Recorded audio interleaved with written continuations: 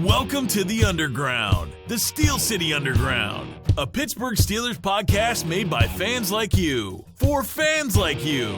Now, here's your host, Joe Kuzma. Hello, everyone, and welcome to another edition of the Steel City Underground podcast. My name is Joe Kuzma, and today I would like to dedicate our show to Mrs. Kuzma. That would be my wife, who, as many of you return listeners already know, is a Cleveland Browns fan. Yes, folks, I am talking about a Cleveland Browns fan, and I will be talking about the Cleveland Browns a little bit on a Pittsburgh Steelers podcast. And you may be asking, why is that? And at the same time, you probably let out a deep sigh and some sympathy for me, and I really do appreciate your feelings. It is a house divided. It is very tough on Sundays here in the fall and throughout the winter during football season when I have to bite my lip about making fun of all of the missteps of a miserable franchise like the Cleveland Browns. Once again, as you may or may not be aware, the Cleveland Browns went out and grabbed yet another quarterback in this never-ending series of trying to find a franchise quarterback for their club. And it got me to thinking, not only with the article that I'd already published over on SteelCityUnderground.com this week, but it made me feel thankful for being a Steelers fan. And many of us at very different times throughout the season or off season tend to take things for granted. Now, I'm always talking about upbeat about the Pittsburgh Steelers. I'm always in a very positive mood. I'm always trying to find the silver lining to any situation that goes on with this team, whether it be free agency, whether it be losing someone to free agency, new signing, drafting players, things that happen throughout training camp, injuries, what have you.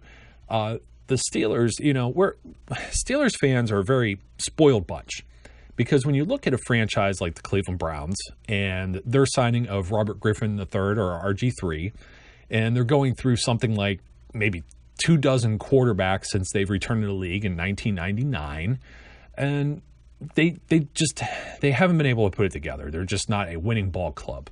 And at the same time, as Steelers fans, we haven't had a sub 500 season since 2003. And part of that is due to having stability not only with the front office, but also the coaching staff and also at the quarterback position. And that's kind of what I wanted to talk about today is when you look at a team such as the Cleveland Browns, where they're constantly cycling out quarterbacks, whether it be free agents or in the draft, which we still don't know. Within a month, the Cleveland Browns may already have another quarterback controversy where they've already brought in RG3, and now maybe they take the second overall pick and take one of the prospects, one of the top prospects that's in this year's NFL draft. And speaking of the NFL draft, that's something, I see people, and I know I'm at a loss for words here, but it's very hard to articulate ungrateful fans, how to articulate people who have the pitchforks and torches out all the time for, Mike Tomlin's head, or Kevin Colbert isn't doing that great of a job at drafting players, or, you know what, we need to draft a quarterback this year. And that last one is the one that really sticks in my craw, because I have so many arguments against wasting a draft pick on a quarterback who's probably never, ever, ever, ever going to see the field in the black and gold. Okay, I understand. I get it. I know what happened last year. The Steelers went through 4 quarterbacks, if you count Bruce Gradkowski, who was on the roster, got injured in the preseason and didn't get to play at all during the regular season last year. They signed Michael Vick. He's supposed to be the backup. He loses his backup job because he just really couldn't get it done, and then he gets hurt himself. Then you have Landry Jones, who, for better or worse, still went 2-2 with as a starter. Yeah, okay, one of those wink, wink. He started against the Browns, and Ben Roethlisberger is the best backup quarterback in the league. I get it. The record doesn't always show you what happens on the field, nor do statistics sometimes. But I still thought, for the most part, or the better part of the situation, the Pittsburgh Steelers really handled playing with a backup quarterback in absence of a future Hall of Famer very well. And I'm not sure that a rookie quarterback would really fit into this same type of situation. Particularly, a lot of people are looking at it as a backup, and we got to look at actually having a formidable backup first, because not every player is going to be like a Ben Roethlisberger, where you draft them to the team and maybe your starter, like a Tommy Maddox, gets hurt, gives way, and then all of a sudden it's, from there he's the chosen one. Ben Roethlisberger is the man. And it doesn't happen very often. I mean, we've seen it happen with Drew Bledsoe going down in New England and Tom Brady stepping in, and it's more an exception to the rule. But aside from that point, and you're looking at the Steelers this year they have other business they need to take care of in the draft. And when they trade away draft picks last season, one for a kicker in Josh Scobie, because, the kicker situation was just another revolving door until they got Chris Boswell. And they give up a pick to the Jacksonville Jaguars in order to acquire a veteran kicker. Okay, it didn't work out, but you could see exactly where they're going with that. Then you look at, they also give up a pick for another injury when Senquez Golson gets hurt, second-round pick last year, corner. Probably was going to be leaned upon as a contributor on the defensive side of the ball. And we see that Brandon Boykin comes in. They trade a conditional draft pick over to the Philadelphia Eagles, and the Steelers are already down 2 draft picks for this year's draft. So when they're already down 2, and then they are going to get a pick or 2 back, because they got a compensatory pick for Bryce McCain. They also traded Brad Wing for a draft pick from the New York Giants, but those are later round picks. So when you're looking at the value of where they're drafting in this year's draft, and the players, or the quality of players available at those positions, combined with what picks they have in what rounds, it doesn't look like the Steelers really are in a position to get a real quality quarterback. And I'll explain that a little bit here as I go through my show notes. The Pittsburgh Steelers are drafting 25th this year, okay? 25th overall. And I just don't see an opening for them to be able to select quarterback over any other position, especially in the first or second round. And even if they do, you got to look at maybe how many quarterbacks might go before you get to pick 25. I do realize a few years ago, E.J. Manuel was basically the only first-round quarterback that went. Geno Smith fell gloriously, and we see how both of those careers have worked out to this point so far. Pittsburgh's probably not going to waste a first or second-round pick when they have other pressing needs, such as a secondary, defensive line, possibly even offensive line, as we see them continue to host different guards and tackles throughout free agency here, trying to maybe get some veteran depth on that position. But if they are unable to sign a veteran to fortify maybe their depth on the offensive line, we may see them even burn a pick early on towards a guard or a tackle. It could happen. I'm not saying that it will happen, but you got to keep in mind the last time the Pittsburgh Steelers drafted a quarterback, and they were constantly moving, changing quarterbacks almost in a Cleveland-like fashion, like the way I change my underwear. You had Cordell Stewart, and you had like the Mike Tomczaks of the world, and Kent Graham. Oh, geez, there's another one, and Jim Miller, and Tommy Maddox, and it was almost like Pittsburgh was trying different journeyman quarterback every year in the same regard, until they finally said, you know what, we need somebody solid. But it's not the situation that they're in now, where they need to move up the board and pick like a Ben Roethlisberger, 11th overall in the 2004 draft. And you got to consider, in that same draft, Big Ben was the 3rd quarterback that was chosen in 2004. Of course, you had the Eli Manning and Phillip Rivers fiasco, where Eli Manning didn't want to play for the San Diego Chargers, gets traded over to the Giants, vice versa. Rivers then gets shifted over to San Diego, and both of those quarterbacks have had fairly solid careers. I'm not going to say that Rivers has had a better career than Roethlisberger. Obviously, rings don't lie. Eli Manning has a few of his own, so you're not going to criticize either of those two players. Of course, they were off the board before Pittsburgh could even choose, but some of the choices that came off the board in that same year after Big Ben are maybe the reasons why you don't want to burn a pick in the first round. If anyone remembers, Buffalo taking J.P. Lossman did not turn out to have a Manning, Rivers, or Roethlisberger type career.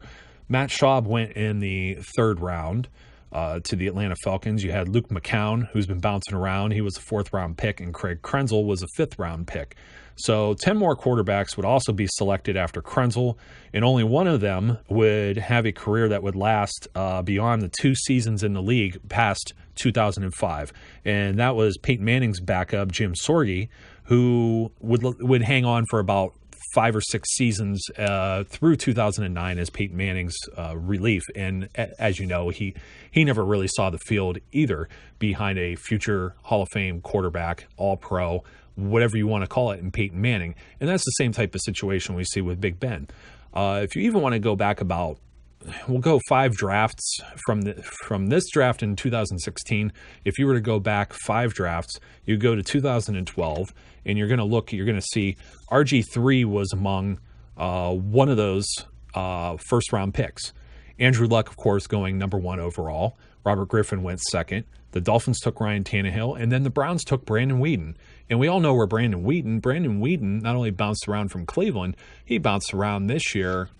He found himself going from backup with the Dallas Cowboys, couldn't hack it when Tony Romo went down, gets released from that team, and then ends up with the Houston Texans all within the same year. And for all intents and purposes, Brandon Weeden is probably no more than a backup quarterback, if he's even lucky to be a backup quarterback headed into this season. So looking at some of the other guys that were drafted in that 2012 draft, we have Brock Osweiler, who just signed a huge contract with the Houston Texans, only has 7 career starts. It's not a lot to hang your hat on when you're giving roughly $16 million a year to a quarterback. You have Russell Wilson, who was one heck of a find. He was a third-round quarterback, and if you recall, they took a quarterback in that third round. They took Wilson in the 2012 draft, they being the Seattle Seahawks, who also signed Matt Flynn, who was the backup to Aaron Rodgers in Green Bay, ended that previous year with a 4 or 5 touchdown performance in the only game he really appeared in.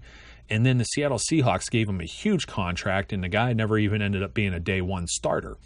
So you also have a few other quarterbacks, and I'm going to come back around to Aaron Rodgers here in a second because that's an excellent argument that people try to make, but kind of unfounded. We have 2 other guys that went in 2012 that are still hanging around in the league. Nick Foles, who's with his second team, the now the Los Angeles Rams, and then Kirk Cousins, who was just up for about to become an unrestricted free agent as well with the Washington Redskins. So the Redskins actually took 2 quarterbacks in that same draft, didn't even keep on to the guy that they traded up to take 2nd overall and had a lot of money invested in RG3.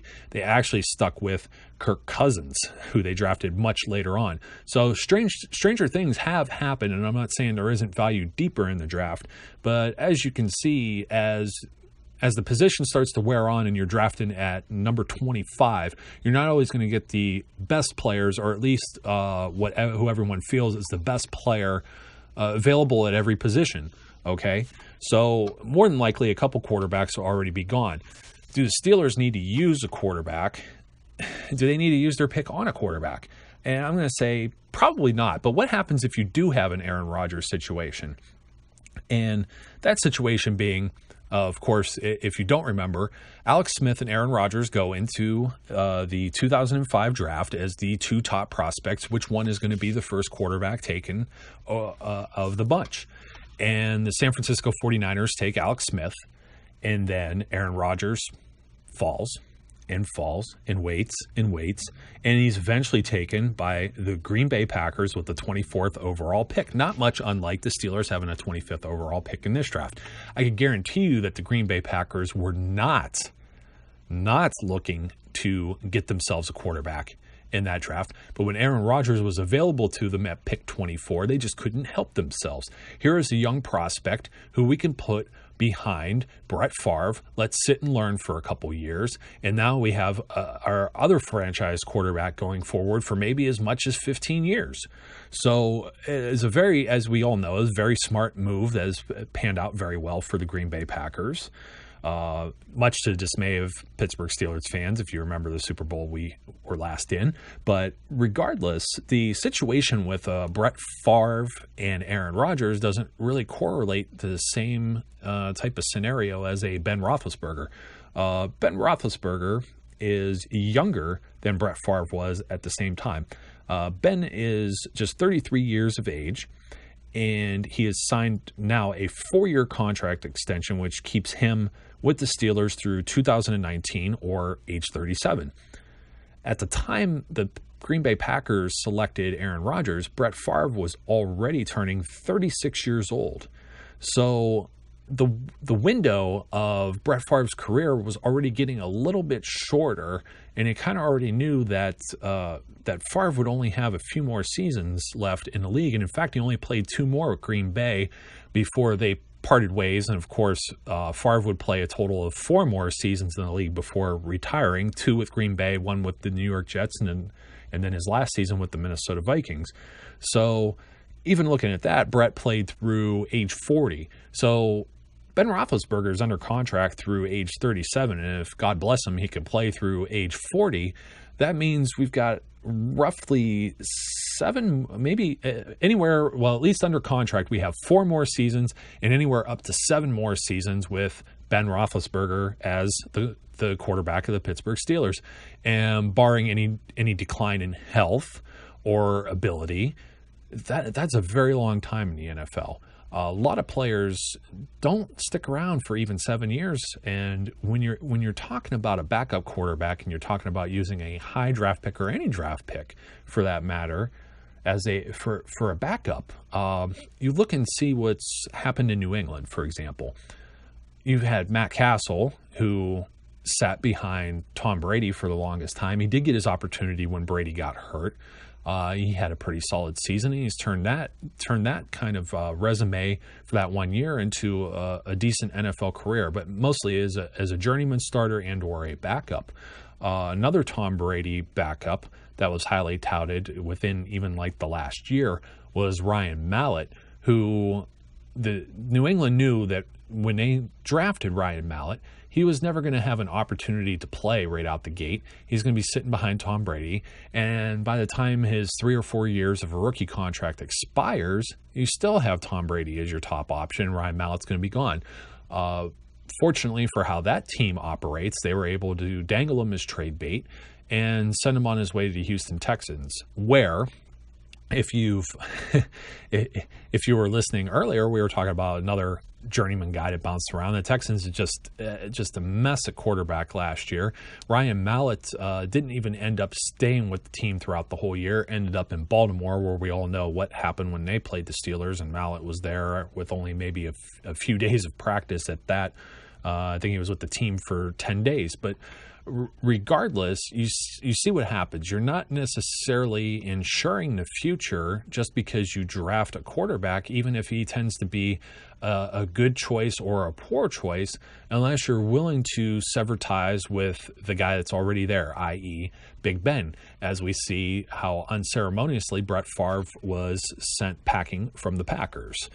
I just don't see that the Steelers could even start thinking about a potential heir apparent till maybe not even next year's draft in 2017, but maybe 2018.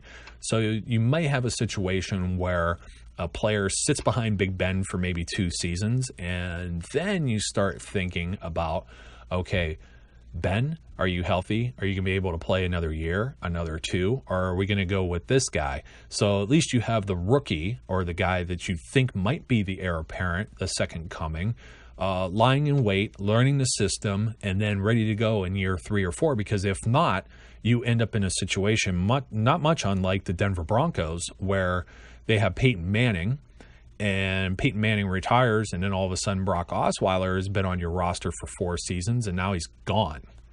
And he's not even on your team, and now you're left without any quarterback.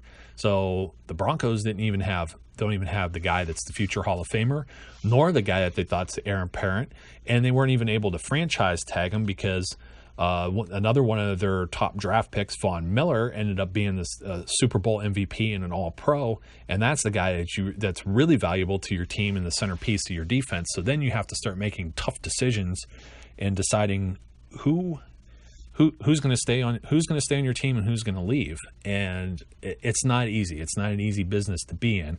But I would argue that with the decreasing amount of talent beyond the first few rounds at any position, I'm not sure that the Steelers would want to burn an early draft selection on a higher quality quarterback when they do have that future Hall of Famer at that position. They need to make a decision on where they can upgrade a position of need. And some of those positions, as I've already discussed, include their secondary, which would be a cornerback or a safety, where there's a lot of unknowns, or maybe a nose tackle, or if they feel a nose tackle doesn't have the same amount of value in this pass-happy NFL that we have in the present, maybe a swingman on the defensive line who could come in, be a defensive end, maybe even a tackle and end, kind of how the departing Steve McClendon used to play. And then that player could come in and give a breather for Cameron Hayward or Stephon Tuitt, who have both been fantastic picks thus far. So I really think that that's where the Steelers are going to be. They're not going to put themselves in an either-or position like the Peyton Manning, Brock Osweiler situation in the future. They're not going to use a draft pick on a quarterback to put themselves in any type of future jeopardy at that. Not only in that situation with like Osweiler and Peyton Manning, but also where they could have used that pick as a upgrade or something that is of more pressing need to improve their football club for the 2016 season. So that, my friends, is why the Pittsburgh Steelers will not be selecting a quarterback in this year's NFL draft. Thank you for listening. We would like to thank you for listening and remind our listeners to follow us on social media and our website, www.steelcityunderground.com.